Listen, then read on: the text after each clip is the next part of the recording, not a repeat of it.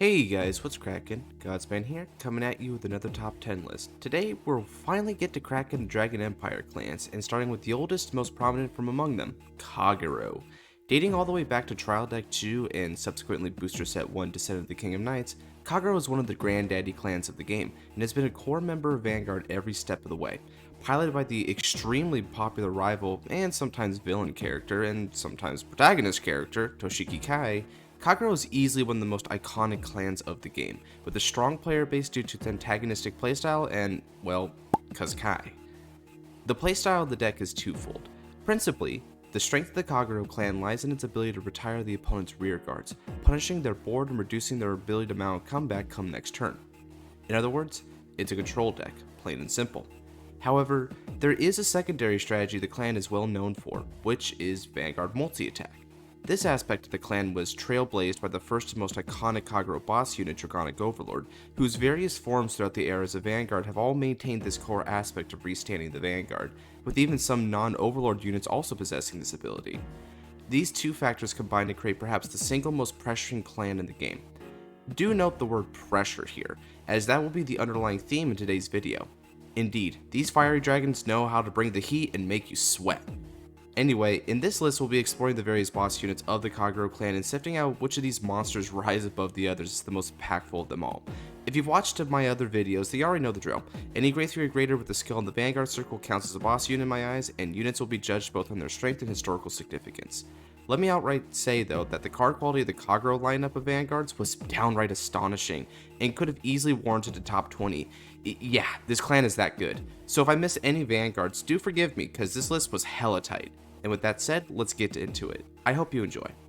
Alrighty, so before we get into the main list, let's talk about honorable mentions. Yep, that's right, we got one here because Kagero is stacked. The honorable mention of this video is going to go to V-Series Dauntless Drive Dragon. This guy released in Clan Selection Volume 2 and did so with these auto skills. Auto on the Vanguard circle. At the end of the battle, your drive check revealed 2 or more normal units. One of your front or rear guards get power plus 10,000 until end of turn. Secondly, auto on the Vanguard circle, once per turn. At the end of the battle it attacked, if your hand has 4 or more cards, cost, discard 3 cards from your hand, and stand this unit. Finally, auto. When rode upon, choose one of your Vanguards and it gets all of this card's auto abilities other than this ability until end of turn. Okay, so the reason I wanted to shout out Dauntless here is because this card has definitely left its mark on the Kagero clan, giving its various decks access to a generic restand for any boss unit you happen to ride over it. This is pretty damn cool, because it allows you to further exploit Kagero's super scary boss units, and believe me, there is a whole lot to abuse here. Overlord, Blademaster, Seal Dragons, Dauntless Reverse, of course, hell, even mother effing Alif could all use this guy to smash the opponent to bits. It basically lets you double dip whatever the hell you want. I mean, even Dauntless Drive on top of Dauntless Drive can yield you a double restand on its own as long as you're willing to pitch 6 cards for it. My personal favorite application is pairing this guy with Dragonic Overlord, the Rebirth V-Series version, for a quadruple Vanguard beatdown only Kagero can justify. Oh, and let's not forget the premium implications, because the possibilities are actually endless there as well, like pairing Dauntless with Varga Dragris for even more restand shenanigans. Sure, it doesn't work with V-Series Lacrosse because the whole 0 cards in hand thing, but aside from that, anything goes. Its one critical failing here is that V Dauntless never actually lended its power to a meta strategy. Sure, it's a super fun card that can lead to some wicked combos only a sadist would come up with, but it never translated into anything which took the meta by storm. This unfortunately denied V Dauntless a spot on the list, as every single card in the main list was a part of a meta strategy in some meaningful capacity. Again, Kagero is cracked. That said, I'll be damned if V Dauntless doesn't at least deserve an honorable mention for all the strategies that have sprouted because of his generic restand. And who knows, maybe in the future, something will come out which Dauntless can push to the top tables. One can hope. But as far as this list is concerned, he's staying as an honorable mention. Starting off the main list at number 10 is a bit of an unusual one, that being the V-Series Dragonic Waterfall. Released in VBT01, this unit dropped with the following skills. Auto on the Vanguard circle. When placed, choose one of your opponent's grade 2 or greater rear guards and retire it. Then, auto on the Vanguard circle. When it attacks, Soul Blast 1 grade 3. And until end of that battle, this unit gets 10,000 power, critical +1, and your opponent cannot call Sentinels to Guardian Circle from hand. So, the first card on a list of fire dragons is a water dragon. Yeah, that's weird, but fine, we'll roll with it, because Waterfall 100% deserves to be on this list. And the reason is really quite simple. This card was the best win condition in all of early V. Dragonic Waterfall released right away in the first set of the V era, and while the format would eventually become the monstrosity of power creep that we would know it to be, in its youth the V series era was actually rather slow, with decks lacking swift kill potential and little means of accruing card advantage. Dragonic Waterfall, meanwhile, was a card way ahead of its time, which utterly dominated the format. Now, as I mentioned in the intro, the theme of today's video is pressure, and Waterfall embodies guard pressure. By combining his power, critical, and sentinel restrict, truly the peak of the era card design I tell ya, you get a Vanguard with a lethal attack. What made this worse was the force markers you generate from riding, as Kagero is indeed a force clan, so there's an extra 20 to 30k power to Waterfall right there. Throw in a booster and you're demanding a whole lot of shield, which as stated before is really hard given the lack of card advantage provided to decks, so your opponent might not even be able to cough up the triggers necessary to stave off this monster. And even if they do, well, all you gotta do is ride another one next turn, pay the measly Soul Blast 1 grade 3, get your force marker for good measure, and finish off the poor soul. Oh, and you get to snipe a rearguard for free every time you ride it because this is Kagero, so we gotta kill something to stay on brand. Yeah, the only reason Waterfall ain't higher on this list is because he ended up getting power crept out of the format after a few sets, and hasn't really been doing anything these days. Also, being meta impactful isn't exactly an achievement in Kagero, as pretty much all these cards have that under their belt, so Waterfall sort of shook out to be at the bottom. Hell, it wasn't that long before Dragonic Overlord the Great ended up being the new hotness in V Kagero anyway, and that card didn't even make it on this list. Even so, Waterfall was an absolute menace to early V, which steamrolled every deck in the format aside from Oracle Think Tank. So yeah, if you ever wondered what early V meta looked like, it's Dragonic Waterfall and Victorious Deer. Lovely.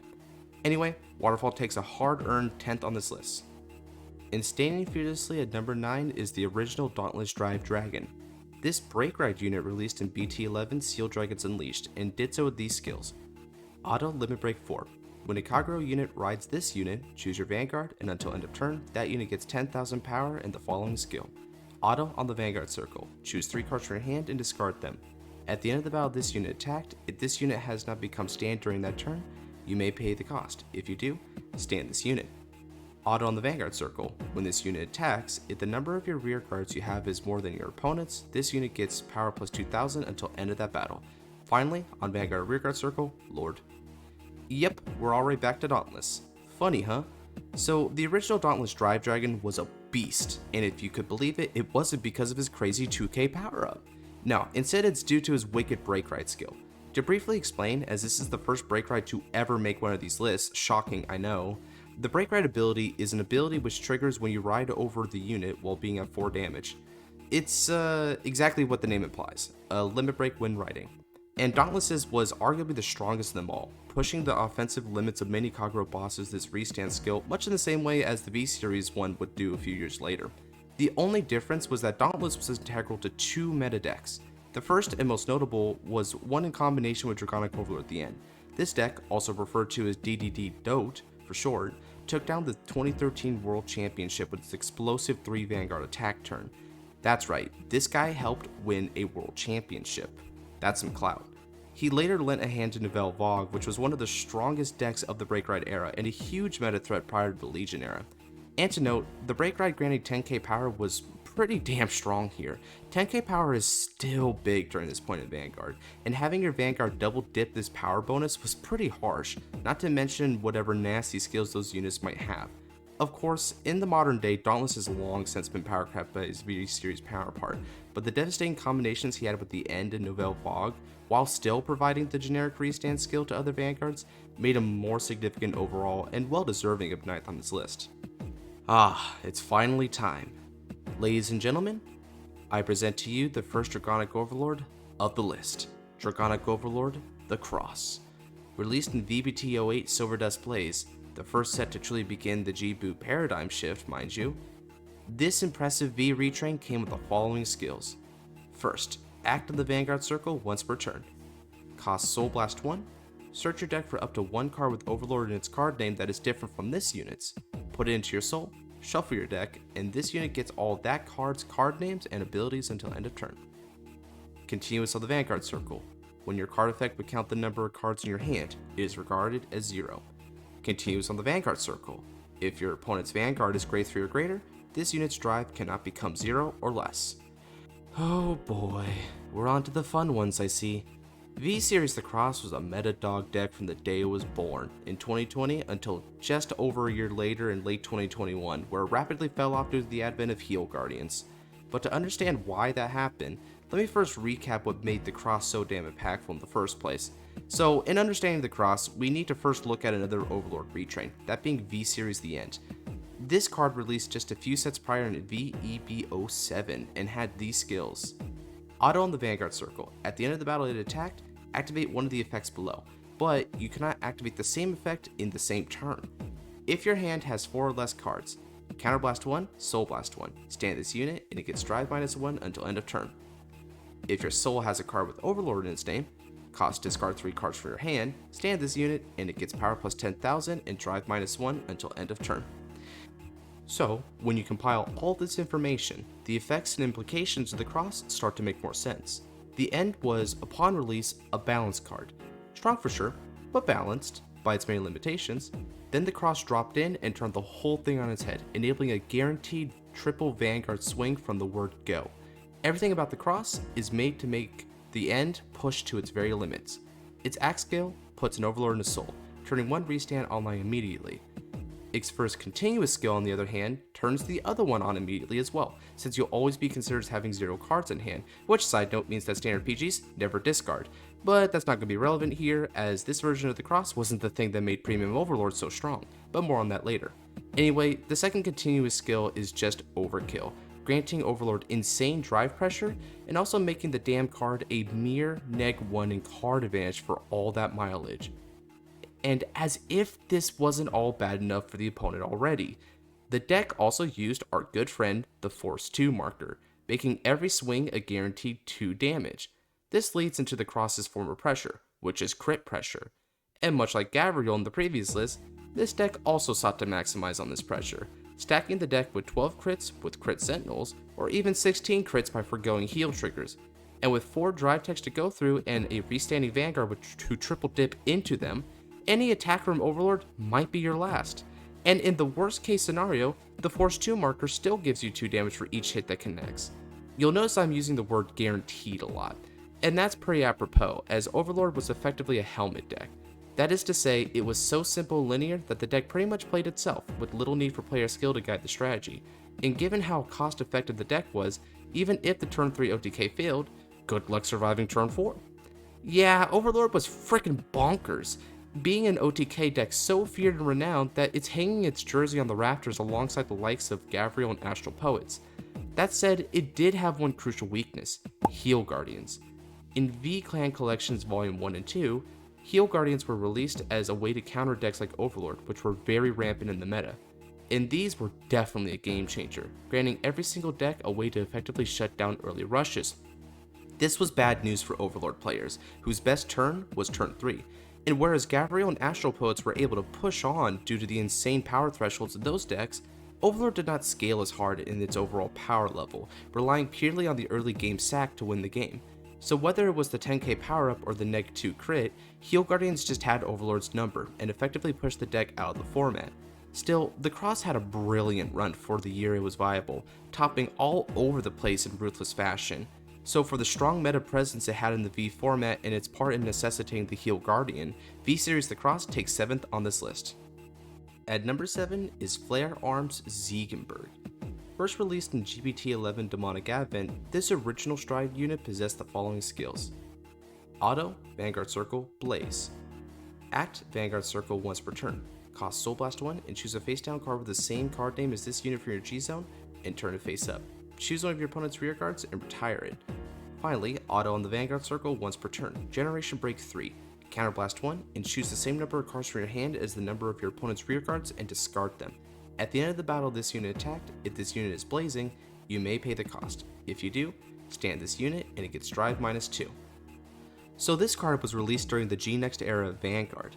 Up until this point, the G-Zone of the Kagero clan, well, it wasn't the worst, but it did lack a strong universal finisher.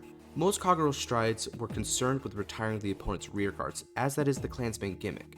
This is great for ravaging the opponent's field, of course, and it also was good at generally pissing them off all the while, but when it came to killing the opponent, therein lied a bit more of an issue. Dragonic Overlord the Ace was a decent finisher, but in addition to being fairly expensive, it's cost effectively locked into just Overlord. Meanwhile, Dragonic Blademaster Titan was generic, but it too was mainly a field wipe with a handy crit for the Vanguard. This stride was actually pretty good for the clan regardless, funnily enough, which really goes to show just how starved we were for a generically strong finisher. And then, out came Zinberg, who was the dragon for the job. With him in the G-Zone, every version of Kagero, be it Overlord, Blademaster, or even Seal Dragons, had access to a very strong and reliable finisher, which blended the clan's propensity for field control and Vanguard restance. Now, Zinberg's form of pressure is resource pressure. With Zinberg's skill, the opponent is put into an interesting position, as not committing to the field results in the player getting the restand for no discards whatsoever.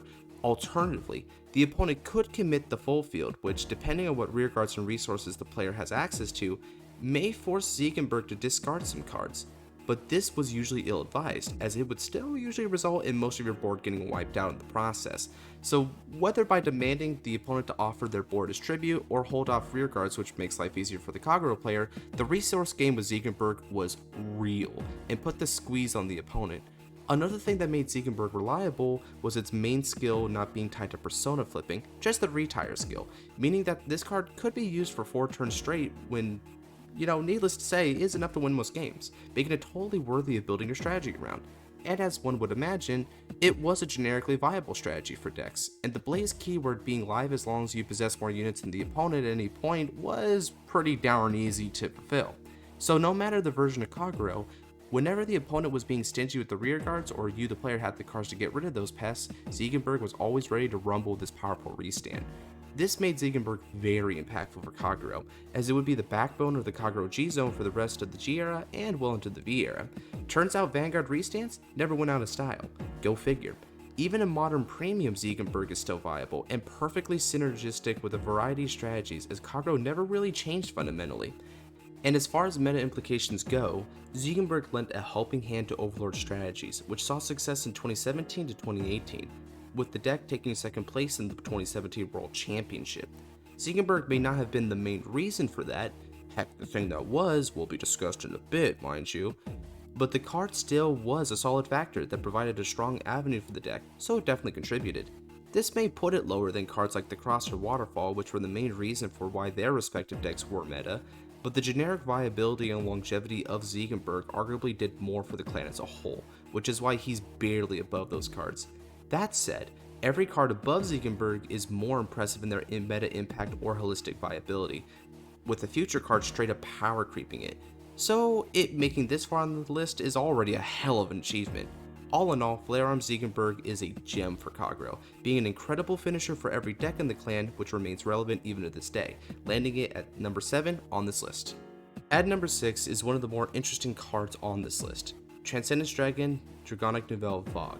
This grade 4 unit was introduced in EV09 Divine Dragon progression and came with a boatload of skills. Act on the Vanguard Circle, Limit Break 4, Counterblast 3, Soul Blast 3, and choose a card named Transcendence Dragon Dragonic Overlord from the hand and discard it. Retire all of your opponent's rearguards. Continuous on the Vanguard Circle. During your turn, all of your opponent's trigger effects are nullified. Continuous on the Vanguard Circle. During the battle this unit attacked the Vanguard, your opponent cannot call grade 0 units from the hand to Guardian Circle. Continuous on the Rearguard Circle. This unit gets power minus 1000. Continuous on the Vanguard or Rearguard Circle, Lord. Wow, that was 4 continuous skills. Interesting fun fact, this is the first main deck grade 4 unit ever made. The Great Nature one wasn't legal, lol. Anyway, Nouvelle Vague is a behemoth of a boss unit, which took the Break Rider era by storm, immediately being one of the top decks upon release due to its oppressive nature, and for more than one reason. Now, Nouvelle Vague's form of pressure is anti-trigger pressure. That is to say, defensives ain't gonna save you when facing this guy. Heck, triggers ain't even gonna help guard him since he says no to grade 0 guards. And considering that triggers in the hand and checked in the damage zone are the most common ways to defend yourself, yeah, this guy had people sweating bullets. And a big Dragonic red herring he was not. As to reiterate, this thing was single-handedly whipping most other decks into shape in the format, with only the big boys in town like Revenger and Chaos being able to tango with it. And if Break Ride era sounds familiar to you, that's because our friend Dauntless Drive was from this era. And as I stated in that section, he absolutely contributed, making this PG or GG monstrosity swing twice. Oh, and remember, this is a Kagero, so did I mention that he has a field nuke? Yeah, that was one hell of a cherry on top for a format where you didn't plus a ton, and taking out any potential intercepts makes guarding past this thing's guard restrict all the more impossible without a perfect guard. Sometimes, a boss unit is strong because of how it interacts with its supporting units, but here it's 100% because Novell was a gangbuster unit that outclassed every other boss unit for its time in sheer strength. I mean, this guy had 13k base power. Note, every other unit had to freaking achieve cross ride in order to get this coveted power bonus, and Novell just has it for free. It's crazy, dude. That said, this guy's reign of terror didn't last very long, mind you, with the impending Legion era thoroughly power creeping Novell, but it still had a somewhat long-term impact by being the first main deck grade 4, and also inspiring a couple Novell retrains down the line which were, well, they were decently strong, but nothing like the oppressive monstrosity the original was. So yeah, no question about it, this guy is ridiculously strong and lands at 6, just like all the 6 damage heals he denied in his time. Ah, poetic. Breaking the Big 5 is another lovely addition to the Kagero G-Zone. Player General, Dum Jeet Valor. Released in Premium Collection 2019, Dum Jeet possessed these skills. Auto on the Vanguard Circle, Blaze. Auto on the Vanguard Circle. When placed, cost Counterblast 1 and turn a card from your G-Zone face up. Choose one of your opponent's rear guards, retire it, and this unit gets power plus 15,000 until end of turn for each Sentinel in your drop zone. Auto on the Vanguard Circle once per turn. When your opponent's Sentinel or G-Guardian is placed, you may stand this blazing unit, and it gets drive -1 until end of turn. The current boss unit of the Blaze archetype, Dum Jeet, is gonna be real simple. See, remember Zinberg, restanding stride, playable in every Kagero deck? Yeah, Dum Jeet here basically blows that guy out of the water. This is for a great many reasons. First and foremost, the restand is superior. Not only does it not cost any counterblasts, but not requiring any discards whatsoever meant that this effect is always a plus in card advantage regardless of the opponent's board. Furthermore, when it restands, it only loses 1 drive, which means 5 total drive checks in most scenarios. I say most scenarios because if the opponent G-guards or PGs during your first attack, if you choose to activate this skill, you'll be reduced to twin drive for that first swing. Even so, that's still 4 drive total, which is what Zinberg was bringing to the table regardless. And these swings are probably hefty, as Dum Jeet's win play skill can net you up to 60k power on the Vanguard Circle for a simple counterblast. Yeah, that's pretty damn worth it. And if you put a Force 2 marker on him, the opponent is really going to feel the heat. So in terms of power, resource efficiency, and card economy, Dum Jeet had Zinberg beat. And for this reason, Dum Jeet immediately became the best boss unit in the whole G-Zone for the clan in the premium format. And although it didn't directly make any Kagero deck meta, it does add a very strong backup plan. Funnily enough, just as how Zinberg served the role of fallback stride in GZ Overlord's meta stint, so too is Dum Jeet Valor the backup plan for Premium Overlord. It also saw play in Blademaster loop. Yeah, we'll get to that. And with both Zonbust and Baccarat being pretty underwhelming additions to the Kagero stride pool, Dum Jeet had remained the best option for the clan for many years, albeit Zinberg is second best in that capacity, so that's why he was still pretty relevant. Even so, Dum Jeet is hyper impactful, albeit not to any bombastic capacity, but just as a staple card that everyone uses. And for those reasons, Dum Jeet is eating well at the 5th spot on this list. Fittingly enough, taking the 4th spot is Supreme Heavenly Emperor Dragon Dragonic Overlord the Purge. My god, what a name. I say fittingly because this is the number of death, and death is what this guy is all about. Released in GBT13 Ultimate Stride, Dragonic Overlord the Purge came with these 2 skills. Act on the Vanguard Circle once per turn. Choose a face down card for your G-Zone. Turn it face up. Choose a card with Overlord in its card name from your hand and put it into your soul. If the number of cards in your opponent's damage zone is 4 or less, choose one of your opponent's Vanguards. Deal it 1 damage. During that check, all trigger effects are nullified. Continuous in the Vanguard Circle, Generation Break 3. This unit has the same number of drive as the number of cards in your opponent's damage zone. Okay, so I just got done explaining why Dum Jeet was the best stride in Kagero's G-Zone. So why is there a frickin' Overlord stride above it? Well, I'd love to troll and say it's because it's Overlord. But in reality, it's because of the meta impact. Remember how Dragonic Overlord took 2nd place in 2017 Worlds? Yeah, that's because the Purge is a nuts card. The Purge's form of pressure is damage pressure, forcing the opponent to take a damage every single turn until they're at 5. This of course is a pretty dangerous effect, but it's particularly nasty in formats like GZ. See, the history of Vanguard formats follow a general pattern where offensive power creep and defensive power creep vie for dominance. In some cases, defensive power creep maintains equilibrium or even slightly trounces offensive power creep when new defensive mechanics or an increase in card advantage is observed in a format.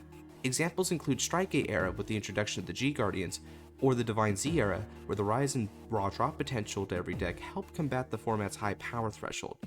However, at other points, the rise in power from new units can swing formats into an offensive power creep, where the current defensive options of decks is insufficient to push back against the new level of power present. GZ was definitely one of these eras, with a great deal of strides and new striders offering an obscene degree of power and kill potential which threatened to end the game as soon as the first or second stride. Because of the high octane potential GZ units possessed, a common technique employed by players is damage mitigation. In other words, limiting early damage so that they can maximize their chances of surviving the big pushes. The Purge, however, wasn't having any of it, and by pinging the damage every turn to a player, it was virtually impossible to maintain damage equilibrium without coughing up some hefty guards to prevent further damage. It may then seem prudent to just go to 5 then, that way you shut down the damage ping skill and thereby save yourself some trouble in the long run? Seems smart, right? Well, unfortunately, that also comes with its own risk, as going to 5 immediately grants the Overlord player a 5-drive Vanguard for no effort whatsoever, granting them a free +2 in card advantage and that much more of a chance to sack triggers against you. It's a catch-22. So the damage pressure is indeed a force to be reckoned with, and made Overlord one of the best decks in the GZ era, particularly in Set 13 format, which also aligned with the Worlds tournament. Oh, funnily enough, in addition to being runner-up in Worlds, the Purge also took 3rd place in that event, so the conversion was real here. The Destiny helped here too, as its search skill helped fuel for the cost of the Purge, but truly it was mostly the Purge that cemented Kagero's success during this time. And although Dum Jeet is still the best stride option in current premium, the Purge still isn't a bad one, and occasionally gets teched into Overlord builds as a strong tempo option, so there is some continued relevance there. Ultimately, it's the meta element of this card that made the Purge so impactful, with its accomplishments in the competitive scene being one of the most impressive in the clan, and combined with its continued service, the Purge takes the 4th spot on this list easily. And taking the bronze is a blast from the past and yet another Overlord, Dragonic Overlord, the Cross. Yep, so in addition to the V-Series one, the OG also takes a spot on this list, and for some very good reasons might I add, but first, its effects. Act Vanguard Circle, Legion 22,000, Dragonic Overlord, the end. Auto on the Vanguard Circle. When this unit Legion, search your deck for up to 1 card the same card name as a unit on your Vanguard Circle, reveal it to your opponent, put it in your hand, and shuffle your deck. Auto on the Vanguard Circle, counterblast 1, and choose a card named Dragonic Overlord the Cross for your hand, and discard it. At the end of the battle this unit attacked, if the attack did not hit during that battle, you may pay the cost. If you do, choose up to 2 of your opponent's rear cards and retire them. Released in the very first set of the G era, GBT01 Generation Stride, the Cross was also the first ever meta deck of that era. As for why, well, the deck was just that strong of a control deck, with access to strong retire options including from the Cross himself, restand pressure from the Legion mate the end, and a strong foundation of Overlord support like Dragonic Burnout, and even future support from Legend deck stuff like Lizard General Conroe. And because of the inherent synergy and flexibility of the Overlord game plan, the Cross was often ran with the Legend as a secondary ride option since the card was still very good during that time. Really, the Cross didn't fall out of favor until the Strike Gate era, with the introduction of G Guardians which brought defensive power creep to beyond the level of Legions, thus putting an end to all Legion holdouts including the Cross, which kind of funny commonality there. You know, with the original, the Cross dying to G Guardians, and then subsequently the V-Series, the Cross dying to Heal Guardians. Kind of funny. You know, heals kind of being the bane of Overlord there. Well, unless you're Dragonic de Velvog or the Purge, but I digress. But that's only half the equation, as the Immortal Dragon revived into prominence in the premium format with the release of V-Series Dragonic Overlord at the end. Yep, this guy again. With this version of the end, not only do you get access to a 3 Vanguard swing right off the bat, but due to the way Legion mates work, these swings don't lose drives, as this drawback applies to the mate, not the Legion leader himself. And just like it was with the V-Series the Cross, making the end easier and faster really is enough to make you a potential meta threat. Speaking of, the Cross's Legion skill can actually fetch you a copy of its own V retrain from deck for the reride. So as hilarious as it is to say this, the original The Cross doesn't just make the end better, it even makes its own V retrain better. I'm at a loss for word, dude. Much like Flare General Dum Jeet, there's a flare of pressures here between the multiple Vanguard restands, large number of drive checks, and field retires all coming at the opponent at once. So like Zinberg himself, these two also fall into the category of resource pressure. This guy's track record speaks for itself. He was highly represented in top tier success on release. He made second place in the Singapore World event in 2016 and topped several team leagues that same year, and was even so strong that BRO 2021, it made top 8 in premium for the North American region. Yep, 2021. This guy's been around for years. This thing is just unstoppable, dude, and really expresses just how prevalent Overlord and ergo Kagero as a deck was. Its strong meta stand and extreme longevity are simply phenomenal, and with how strong both the OG and the V-Series version ended up being, the Cross's name still holds power even to this day, and stands as the third most impactful boss unit in all of Kagero, and the second most impactful Overlord unit of them all. Oh dear lord, let's get this one over with. Taking the silver on this list is Dragonic Blademaster Soin. This card released with VBT08 Silver Dust Blaze, the same set as V-Series the Cross, mind you, and did so with the following skills. Continues on the Vanguard circle during your turn. If your opponent has no rear guards, this unit and all of your vision tokens get power plus 10,000. Secondly, act on the Vanguard circle once per turn. Discard 2 cards from your hand, call a vision token to rear circle, and at the end of that turn, retire that token. If Wyvern Strike Doha and Wyvern Strike Guard are on your rear circle, retire all of your opponent's rear guards. It's a genuine surprise to see a non-Overlord unit this high on the list, and as much as I would like to say it's because Soin is wicked cool and exemplary as a boss unit, this just ain't the case. No, he's here because he enabled a game warping OTK loop, oh my, and it's all because of the vision token he generates, which has this one simple skill. Continues on the rear circle, perform drive checks for the battle it attacked. So why would a simple 13k rear with twin drive be such an issue? 2 words, stand trigger. With stand triggers and a rearguard capable of drive checking, infinite attacks become possible, with each stand trigger letting vision token restand and twin drive into yet another stand. This is what became Blademaster Loop, and it went down as one of the most degenerate decks in the history of Premium, and for good reason. Oh, but it gets better. Most Blademaster Loop decks also ran Cyclone and Temposphere. This was particularly viable as the original Doha and Garin referenced in Soin's card effect for both vanilla units. Now, also for reference, Temposphere is currently banned because it lets you ramp up GBs early while adding consistency to this vanilla engine. In fairness though, everyone and their mother ran this along with Zazan, but the added benefit for playing Doha and Garin did make this a bit more noteworthy if nothing else. There isn't really any pressure associated with this strategy either, as the opponent couldn't really interact with it at all.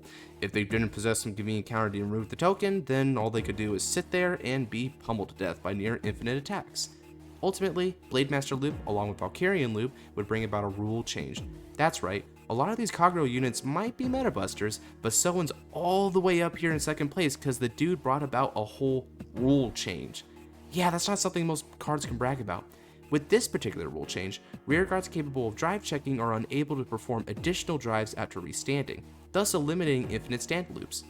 Needless to say, Soin immediately faded from the meta after this, but the damage is done and its impact is felt even to this very day, permanently changing the way the game is played in a small but very definite way, putting Dragonic Blademaster Soin all the way up at second on this list. And now for the moment you've all been waiting for. The award for #1 most impactful Kagero boss goes to Dragonic Overlord The End. Released in the legendary set BT05 Awakening of Twin Blades, this unit was revealed with the following skills. Continuous on the Vanguard or Rearguard circle. If you have a non-Kagero Vanguard or Rearguard, this unit gets power minus 2000. Continuous on the Vanguard circle. If you have a card named Dragonic Overlord in your soul, this unit gets power plus 2000. Auto on the Vanguard circle. Counterblast 2. Choose a card named Dragonic Overlord The End from your hand and discard it. When this unit's attack hits, you may pay the cost. If you do, stand this unit. Was there really any doubt? Dragonic Overlord The End isn't just the single most impactful card in Kagero, it's also the venerable face of the entire clan. Its reveal in both the anime and TCG was one of the game's most memorable moments. It felt like peak Vanguard, like a new era of the game was upon us. So yeah, the card is pretty damn noteworthy, but there's more to it than just good old nostalgia. Upon release and throughout 2012, Dragonic Overlord The End was arguably the top meta deck alongside Majesty Lord Blaster, dominating the Limit Break format. topping various tournaments, particularly in Japan since Set 5's release was delayed in the West, keep in mind. Dragonic Overlord the End's peak achievement came with taking the gold at 2013 World Championship, with the aforementioned DDD Dote deck. This of course translates to Dote being one of the most successful Kagero bosses ever printed, but a special significance is placed on this particular card when you realize that it's the first one to ever push Kagero to peak performance. See, prior to Set 5, Kagero was a decently viable deck, but it played second fiddle to Royal Paladins, which were the standout best deck of the format ever since Set 1, and subsequently in Set 3, Oracle Think Tank would also surge ahead thanks to the release of Tsukiyomi. When the End came out, however, it was showtime, and Kagero became a truly meta-dominant deck for the first time ever. The reason for this lied principally with the power of the End himself, whose two main skills, keep in mind the minus 2k wasn't really a game changer, but the other two skills were game changers. In fact, that right there is another great point for why Dote tops the list. It was the only one to introduce not just one, but two brand new mechanics, and each would have some amount of influence on the meta going forward. The first was his cross-ride bonus, which granted 2k power continuously as long as the base version was in the soul. This may not seem like much, but a 13k base Vanguard made a world of difference back in the day. Card advantage was very sparse in early Vanguard, so every card counts when it came to guarding. With Cross-Ride, you effectively got a 5k shield discount against the majority of attacks, and the 13k base forced the opponent to commit boosters to the field to even attempt to hit your Vanguard, thus reducing the card in their hand. That was super nasty in the Overlord matchup, as Kagero is the deck which punishes the opponent for committing to the field, reducing their units to ashes. Therefore, the opponent found themselves in a catch-22 situation where they had to cough up more fuel to the fire in a meager attempt to hit the End. This, of course, beautifully laid the groundwork for the End's second brand new skill, Persona Blast. Although not quite as impactful a skill as Cross-Rides would be, the Persona Blast of the End was a paragon of the mechanic's potential, and the later released Revenger Raging Form Dragon would expand upon the Persona gimmick for a Persona Ride, the key power play which made Revengers a top-tier deck for much of the Break Ride era. Anyway, the skill of the End of Restand was quite devastating for two reasons. The first ties to what we've discussed with the Cross-Ride bit. The Vanguard was hard to guard. Between the lower shield value, cards in hand, the cards committed to the field, and subsequently the cards lost to Kagero's control element, the Vanguard was getting really freaking hard to guard. Furthermore, the Cross-Ride also made the End a potent attacker, with an 8k boost by embodiment of armor bar equaling the magic number 21,000 straight to the opponent's Vanguard. The other phenomenal thing about this skill was that Overlord got to retain the Twin Drive. This meant more potential triggers, and also a +1 in card advantage, which, again, was a big deal for the time. In other words, the End's form of pressure was straight up hit pressure. If this guy broke through, you were going to have a bad day. And of course, this card wouldn't just dominate 2012 and win 2013 Worlds, it was also the Legion Mate of the Cross, meaning the End was a big reason why Kagero was the first ever G meta strategy. Dude, Kagero just cannot escape the End. I mean, for criminy's sake, the End was a meta deck for all three formats. V-Series The End was a strong deck upon release, which then helped break the game in half with the release of V the Cross. So yeah, keep in mind when talking about why both versions of the Cross made this list, The End, either version, was a big part to play in that. But the ride doesn't stop there, because the End would also make waves in standard format, topping events since release to this very day. Yeah, seriously, it topped several BCSs in 2023 and even made 7th place in 2023 Worlds. Dote is freaking peak, dude. Hell, I'm gonna be real with y'all. Dragonic Overlord the End is so impactful, it wouldn't just top this list. It'd straight up be a part of the top 10 most impactful boss units in Vanguard, period. Yeah, this thing is the real deal. From the beginning to likely the end, pun totally intended, Dragonic Overlord the End will remain the face of the Kagero clan, its star child, and the shining example why Overlord stands as the most popular and successful version of Kagero of all time. And that was the list. Kagero is, without a doubt, one of the most well-supported and meta-viable clans of all time, with the mention of Overlord prompting war flashbacks and a resounding groan. Oddly, despite the massive repertoire of successful bosses in the clan, Kagero still ultimately comes out as rather lopsided, with Overlord being the single standout favorite which championed the clan's success and notoriety, so much so that the community often refers to Kagero as Overlord the Clan. However, in exploring the various bosses of this list, there was a surprising amount of impactful bosses which weren't overtly Overlord cards, most particularly the Blaze units, subverting the common conception of Kagero as a one-party clan. Even so, Many other strategies such as Seal Dragons and Dragonic Lawkeeper are doomed into obscurity by comparison, leaving Kagero as a very proficient clan historically, but one with a lot of untapped potential, preferring to fall back on the tried and true methods to remain relevant over the years. Even so, there may yet come a day where a different way to play Kagero will emerge into prominence to bring intrigue back into the clan.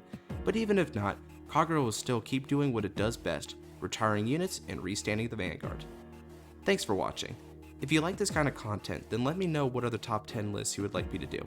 Next up on the list of Dragon Empire clans is the one and only Narukami, the spiritual successor to Kagero and perhaps its equal in popularity. Maybe. Anyway, if you have anything you like or disliked about the list, or any ideas or suggestions for the Narukami list, please comment down below. Trust me, I do read them. In the meantime, check out my other videos. I do top 10 videos like this, fight nights, tier lists, the whole shebang. And if you like what you see, consider leaving a subscribe and turn on the notification bell for the next time I upload a video. And with that, take care, and God bless.